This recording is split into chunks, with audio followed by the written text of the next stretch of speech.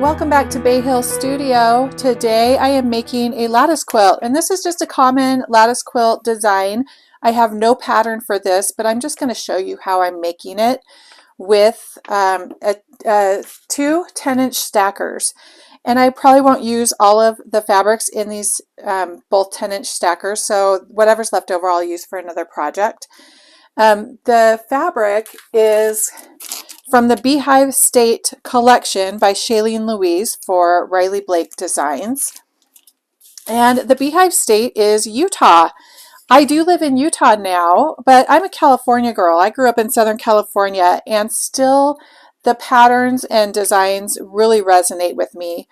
So let me just show you some of these beautiful prints. So you've got the seagulls with bees and sago lilies. And I love the sago lily. I was researching some family history, and I want to say like a great-great-grandfather or something like that, great-great-great, talked about coming over, walking across the plains with his family as a little boy, and when they arrived in Utah, they had no food, no home, nothing, and in order to survive the first couple weeks before they could find work, they lived off of sago lilies. They would pick the sago lilies and eat the roots. So that has special meaning for me.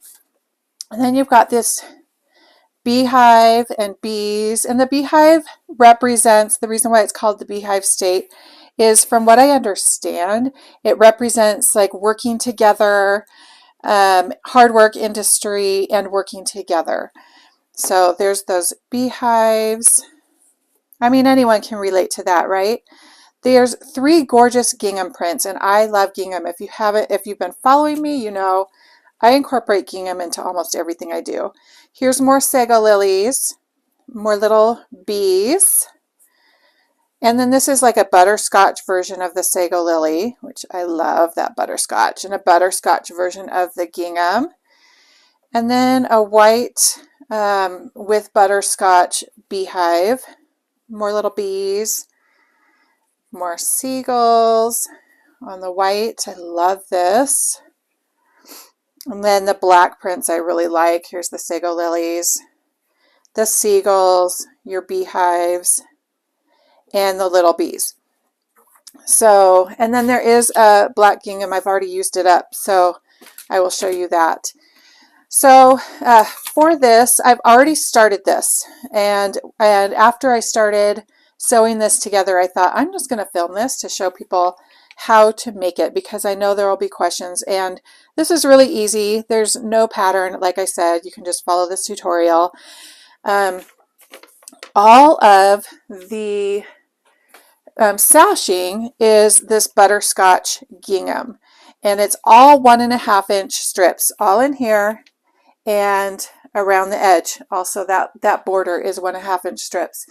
So you're going to be cutting 10-inch by 1.5-inch strips for all the little sashings in between these blocks.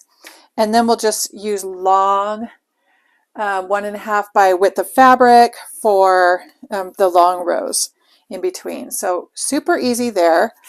Let me see. I'll have all the quantity of 10-inch strips and the width of fabric, 1.5-inch by width of fabric strips, all on my blog post, and there will be a link in the description below. I'm still working through this as I sew, and so I don't know exactly how much we'll need of what yet. So I think what I'll do is start on this long, and I'll show you I've done a corner. So here's the corner that I've done so far. So you can kind of see how that looks. So we're sewing the long row, and then another long row in that corner, and then I just cut off the extra. So in normal, I guess I should say normal, I don't know, in standard lattice type patterns that I've seen and done before, you would use an extra, like a little bit larger triangle piece here, so that you don't have waste and you don't have to cut off. You just, instead of a square, you're just going to do a triangle here. and then you're not having waste. Well, I am just using 10-inch squares, so we're going to have waste, and the scraps that are left we can just use for something else. And so our squares will extend, and then we'll cut off, kind of like we do in some quilt blocks that we make. We cut off just the extra triangles. So that's how it's going to look. I'm really liking how it's coming together.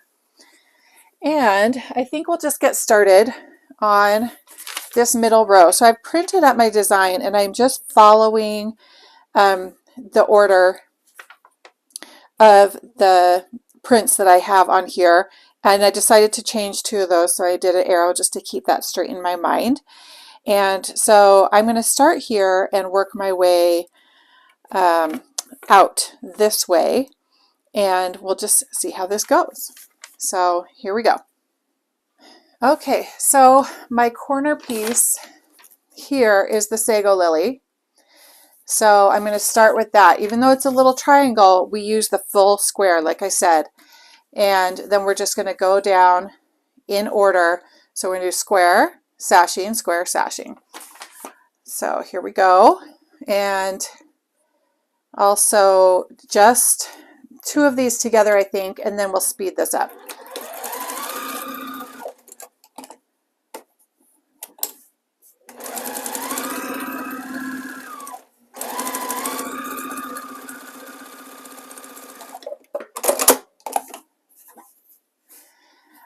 Normally I like to press as I go, but for the sake of this video, I'll wait.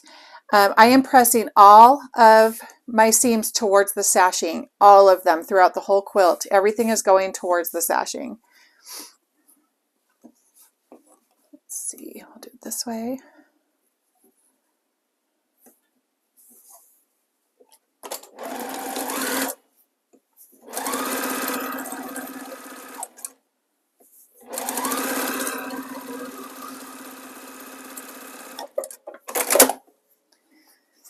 All right, so we have 2 squares, and then I'm just going to continue down the row, and I'm going to speed this up.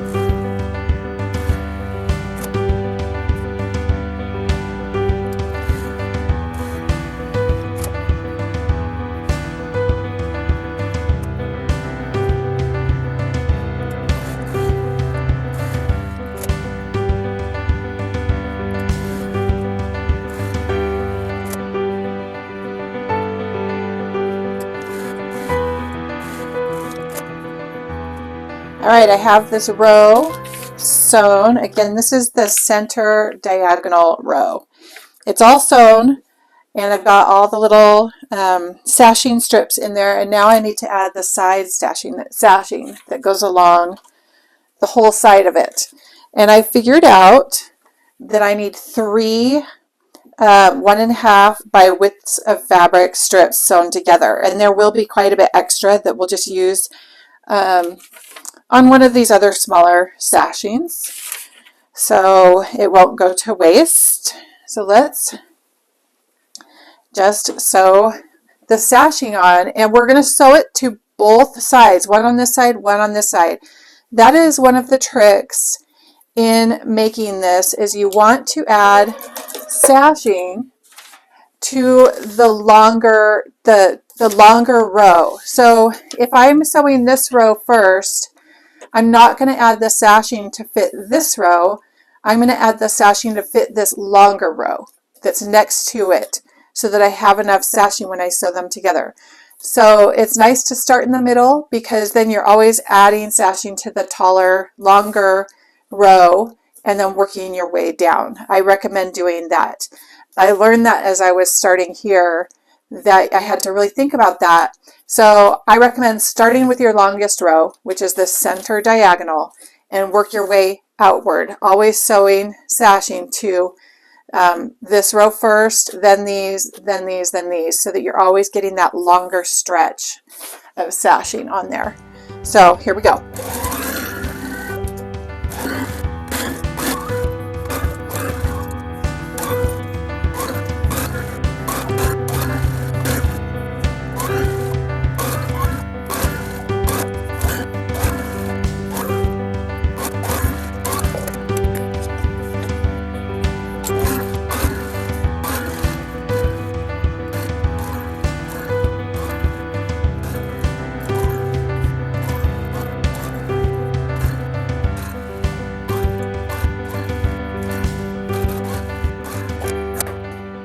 All right, so the entire row is sewn and pressed, and you can see I have the sides on and the seams are pressed towards the sashing.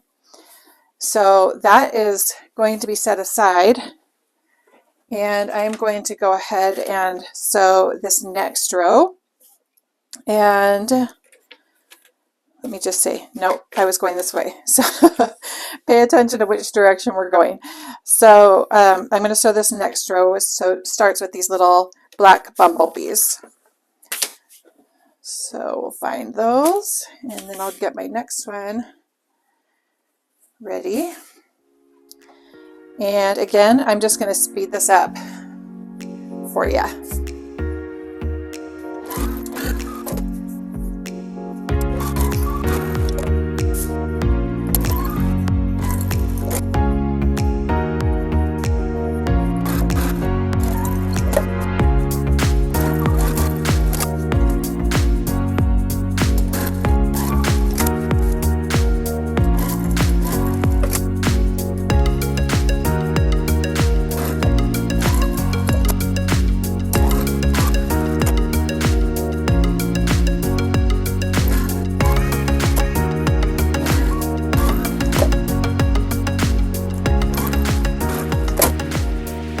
Okay, so it's time to sew these two rows together. I've got the second row and it's all pressed, and you can see I didn't add any sashing because we already added the sashing to the middle row. So I've decided to draw a line through the ones that I'm working on because it'll help me keep it straight. So we are sewing this one and this one together. And what I need to do is I need to match up these squares. So let me show you. This Sago Lily print is this triangle. So it's going to hardly show, and we're not matching that up to anything. So we're going to start by matching up the white bee print and the black bee print.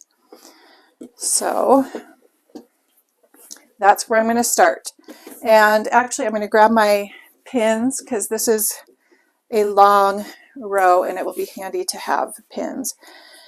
So I have the sashing, and that's going to kind of be my marker to help me line things up. So I can see the sashing is lining up here, and that's how I line it up, is just by lining up the sashing, and it's kind of eyeballing it and feeling to make sure that it matches up. And then I'm just going to put in a pin at each of these sashing points.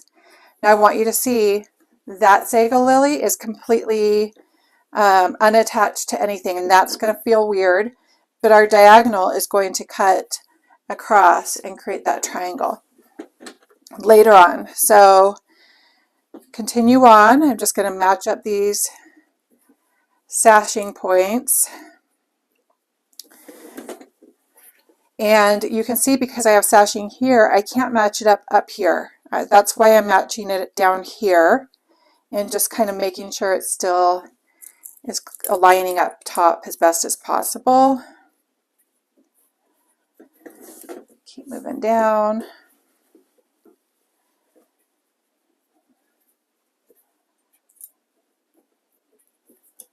Okay, and we're almost done. And this is the longest piece. This and the one that goes on the other side are going to be the longest pieces to work with, and it'll get a lot easier after that. Okay, and then I want you to see, let me put a pin right here. And again, this butterscotch sago lily print is completely exposed, not matching up to anything. That's okay. So let's go ahead and sew this row, the 2 rows together. Sorry, kind of space out sometimes.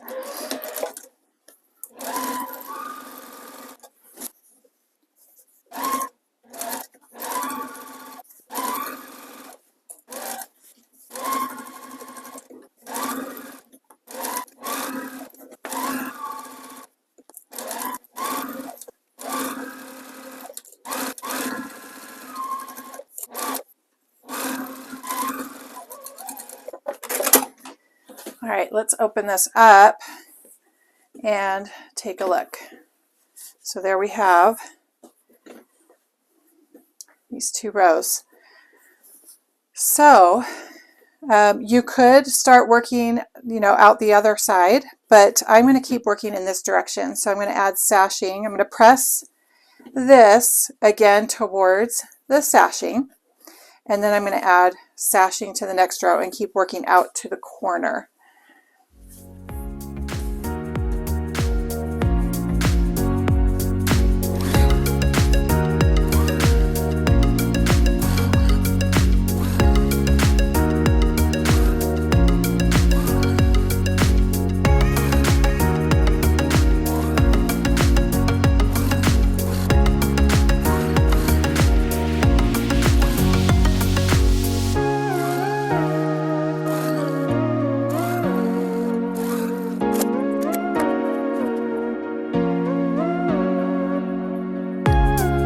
All right, I have this 3rd row all finished, and we are going to pin it onto here, we have our first 2 rows. And these are, again, the middle row, and then the second from the middle, and our 3rd one.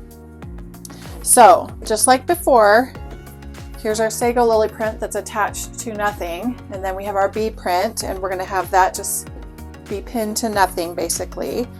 And then our seagull print is going to match up with the second square. So again, the way we do this is just line up the sashing as best as we can.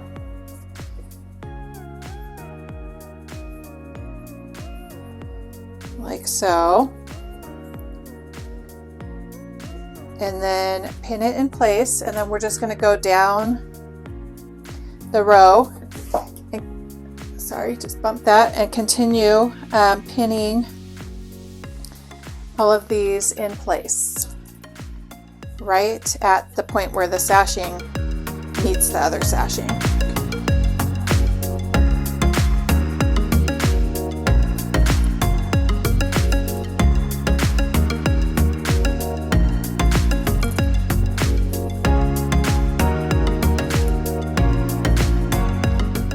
And then I've got the one square at the end that's extra, and that's how it's supposed to be. So we'll just go ahead and stitch this in place.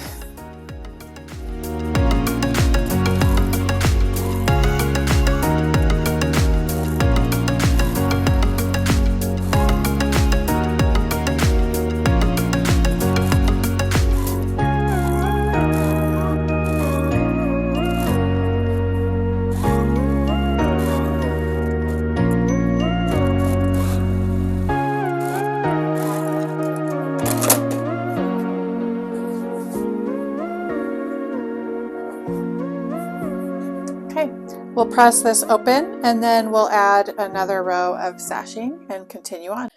Okay, so we have done the middle row and then the second row from the middle and then the third one. So we have 3 rows completed here, and now I'm going to sew on this sashing right here, and this sashing requires 2 1.5 inch by width of fabric strips sewn together, and then what's left over will be used right here. So when you trim off whatever's extra, save it and we'll use it here. All right, so let's go ahead and add that sashing. And you can see how quickly this can come together. This quilt top can be easily made in an afternoon. This is why I love pre-cut friendly patterns. They're especially like this, where I'm not even cutting up the 10-inch squares. They're just being featured and showing off the gorgeous prints, and it comes together really quickly.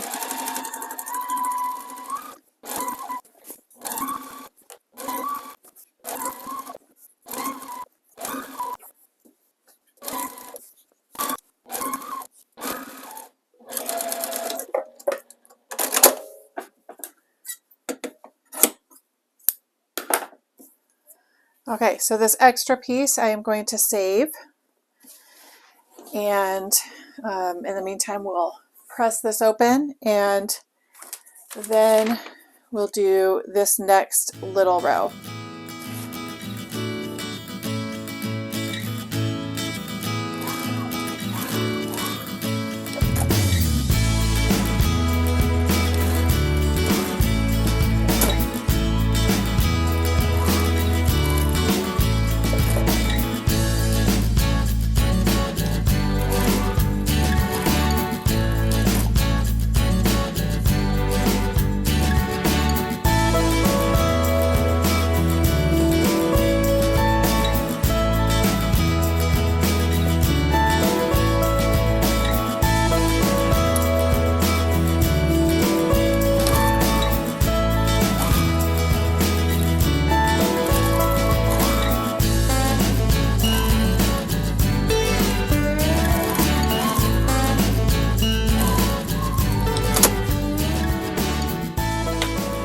Okay, so I'm going to press this open, and then let's see if this is going to be long enough.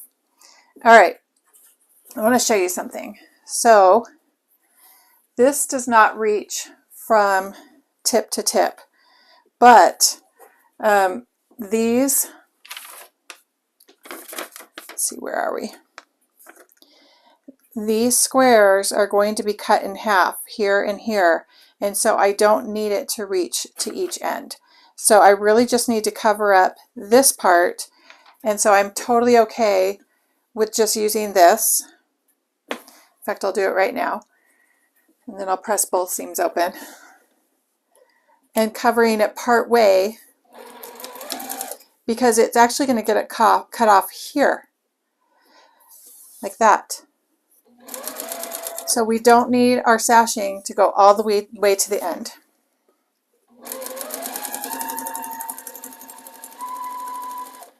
And I kind of waited till now to say that because I want everyone to get the hang of how this comes together.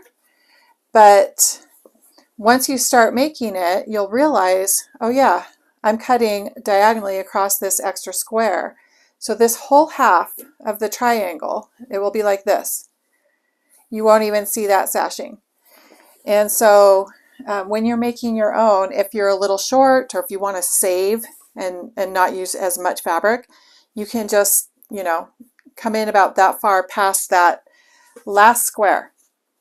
And it's the last square that doesn't match up with any other fabric here. It's just hanging over, and you can just come up just a little bit past that top sashing and you're fine.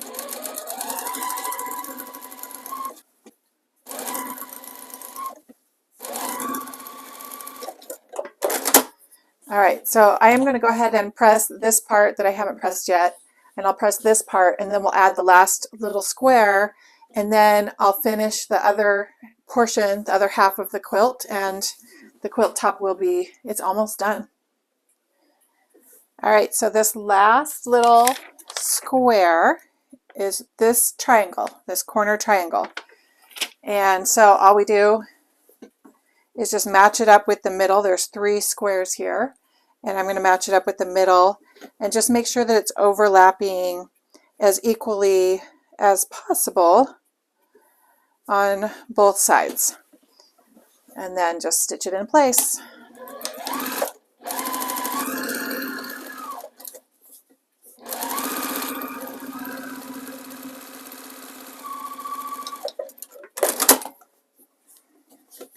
Okay, we'll press that, and again we're going to press towards the sashing like so. In fact, I can just finger press it.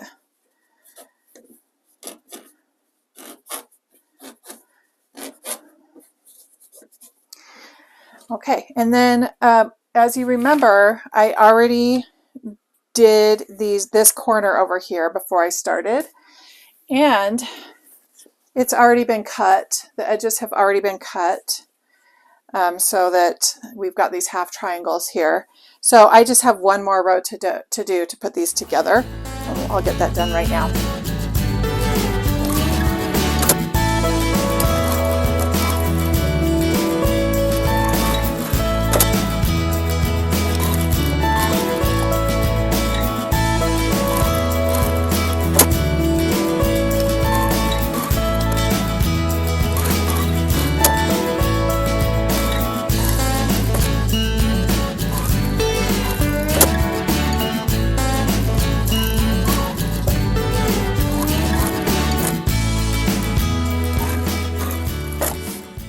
Alright, so that row is complete. Okay, so I am matching up this row. This is our long centerpiece.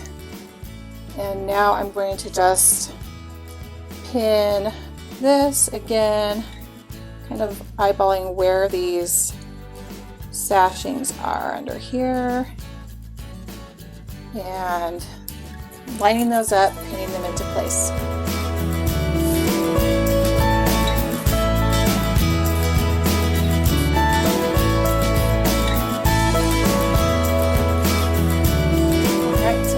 Going to stitch that into place.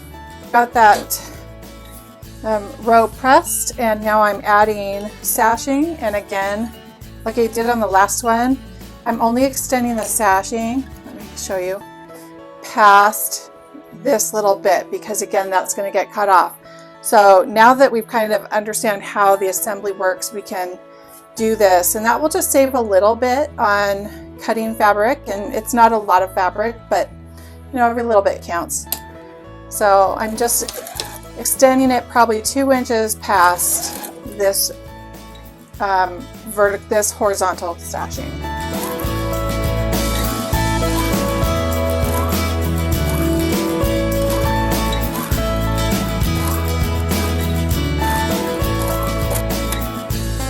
Alright, so I'm going to press this open, and then we'll add that last section that I've already finished, and the quilt top will be ready to trim around the edges, which is the fun part in my opinion.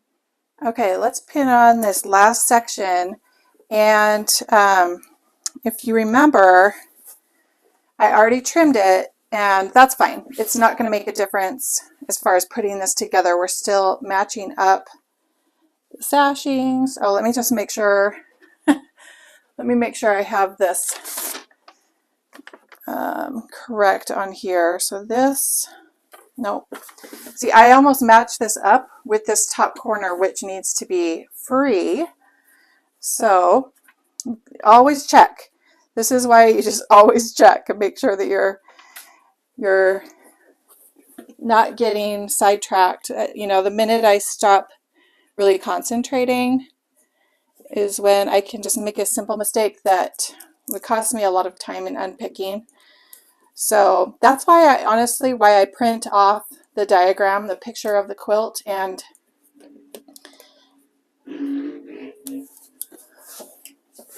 we've got a motorbike riding through the neighborhood, and I know who it is, nicest person ever, but I'm filming, we can hear it.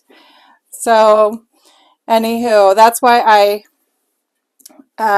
print off the picture so I can check constantly. and make sure that I'm doing what I'm supposed to do so that I don't have to spend a lot of time unpicking. Okay, this is our last seam, and then our quilt top is put together. Here we go.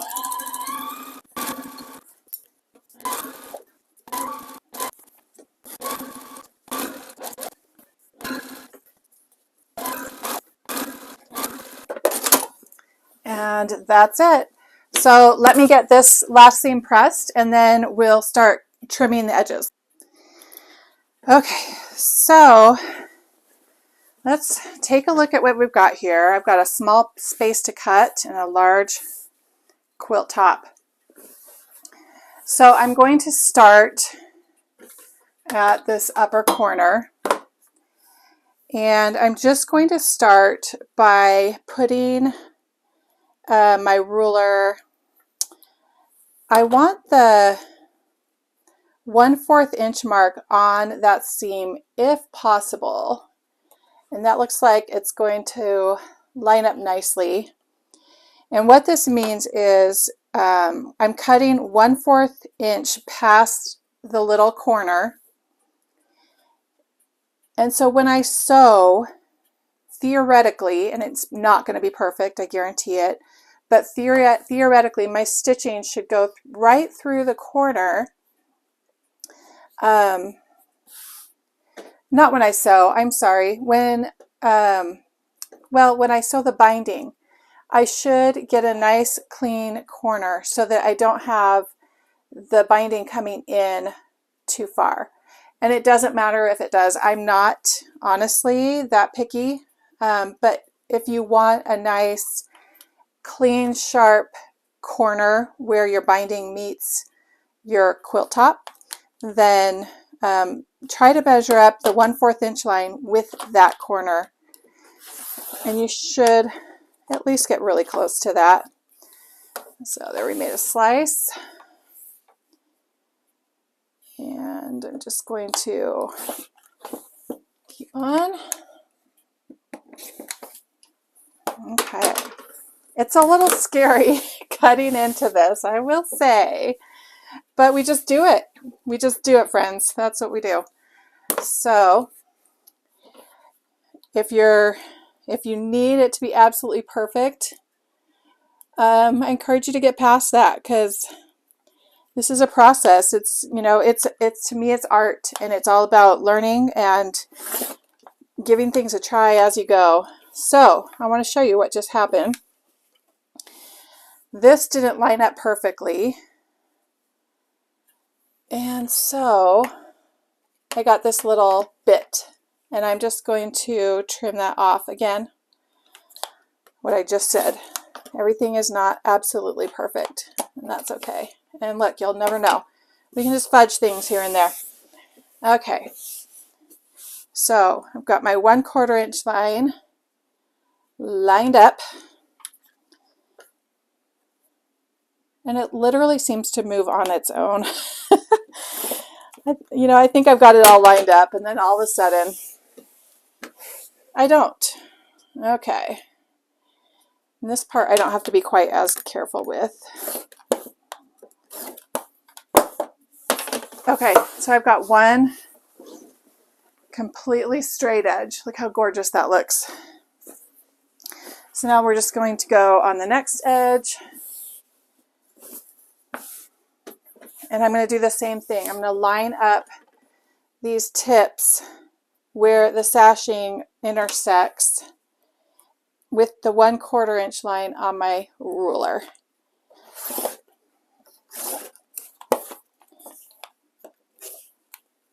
And cut off this little end, and there we've got a corner. Look how nice that looks. I love this part. It is so satisfying. Okay, and this is the part I already did. Let's just clean up where the cut edges meet. Let's see.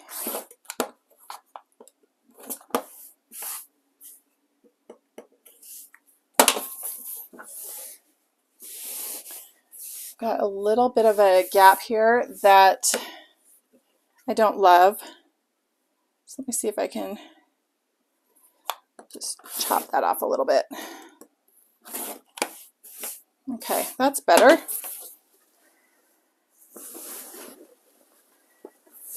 And let's keep on going here.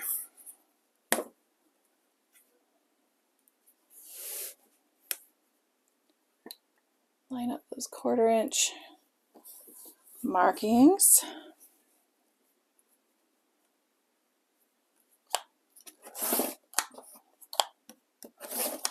My blade is just a little bit dull, so I'm having to go over it multiple times. Again, well, if that goes out, no, I'm going to try and clean that up just a little bit. There we go. It's a little bit better. And chop off this corner.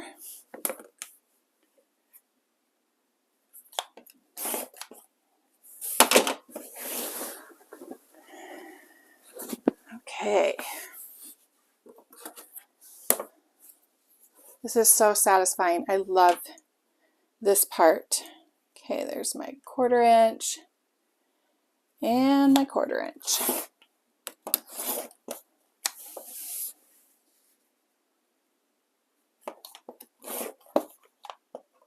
And all these pieces are big enough that you could probably cut up scraps and work them into another project later on if you don't want to waste any fabric.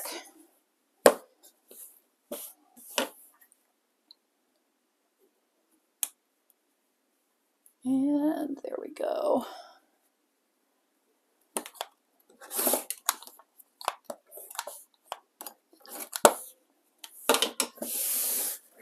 Oops, almost lost my ruler.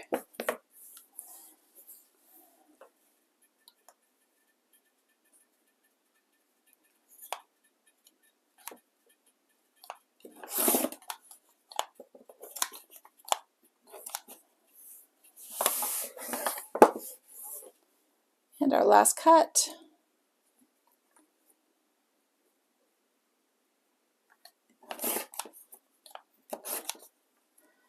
Okay, just put that down. So here you can see how fun is this. What a fun, this would be such a fun picnic quilt. Honestly, I love the lattice. And our edges are nice and clean. Look at that. And with the amount of rows that I did, let's see what our finished measurement. I am basically 4 rows across. And we measure at 35, 35, 45, about 51 inches here. However, let me bring this over. I am going to add a border, 2 borders. So we're going to add more 1.5 inch of the sashing, same thing, 1.5 inch by width of fabric and all the way around sashing. And then I want to add some of this bee print. So the bee print, I have planned out a 2.5 inch border. So I will do 2 sections of 2.5 inch by width of fabric for each side, and that should be enough. And as we go along, if it's not, I will let you know. But that's what I'm planning, is just to use the rest of my butterscotch gingham for this inner border, and then this cute right here bumblebee print for the outer border, and then I'll have to figure out something for the binding. Let me think.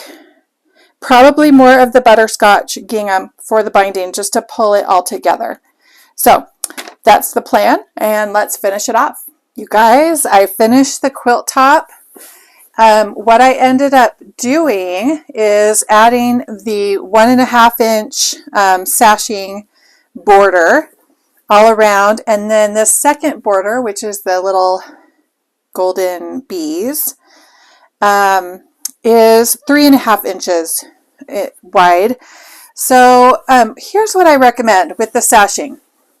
Now, the way I sewed it was figuring out the exact length that I would need for each section. Now that I've figured out what I need for all of the sashings and the border, it's about 20 1.5 inch by width of fabric strips. So what I would do is I would sew them all into one long strip, 20 strips together into one long strip, and just start adding sashing where I needed it and the border and everything, instead of figuring it out for each little row. Just have it all done in one strip. That's what I would do.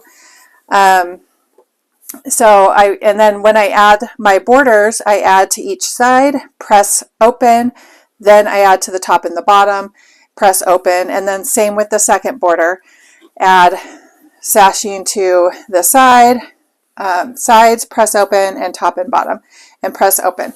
So this is going to be just a fun picnic size quilt. I'll put the dimensions after I've got it quilted and bound. I'll put the exact dimensions in my blog post. Again, the description for that will be below, or the link to that will be in the description below. I did have an idea as I was finishing this, how fun this would be to use my grandmother's Groovy Garden applique template. It's just a paper template, and use this flower. This is the large size flower in each little section. That would be so fun. So here I've got one pinned in place just to show you. I'm not going to do it on this quilt, but I think I will do it on a future quilt, a more modern looking quilt. I think this would be a really cool, like retro, fun, retro modern, I guess I should call it, idea. So I definitely have this in mind for a future quilt. I love just putting it in each section of the lattice. So there's an idea for you. It's got the little circle, and I just cut a circle out of the same fabric that was behind it. So it kind of gives the illusion of the flower being open so you can see through. So there's an idea for you, and I am going to go ahead and quilt this, and I don't know yet how I'm going to quilt it. One idea that I have is to quilt just big flowers in each section and just go from section to section, have it really open and big. This is for us, for our family, this will be a picnic, watching soccer games type of quilt. And so I don't need it to be fancy for sure. So I'm thinking of doing that, and I think it might add some visual interest. The other idea is to do a meandering stitch and maybe I might throw flowers in that meandering. So what I would do is, just kind of do a wiggly line, and then at any one point pause, do a flower, and then just keep on going with that line. Pause, sew a flower. So I'm never lifting the needle at all. I'm just sewing flowers like in the line as I go. That makes sense. So I will decide probably right before I start stitching exactly what I'm going to do for that design. For the quilt design, I will be quilting this on my home machine. And then I'm going to show you pictures of the finished quilt. I'll probably show some video of the actual quilting once I decide what I'm going to do, and then we'll share some pictures of the finished quilt.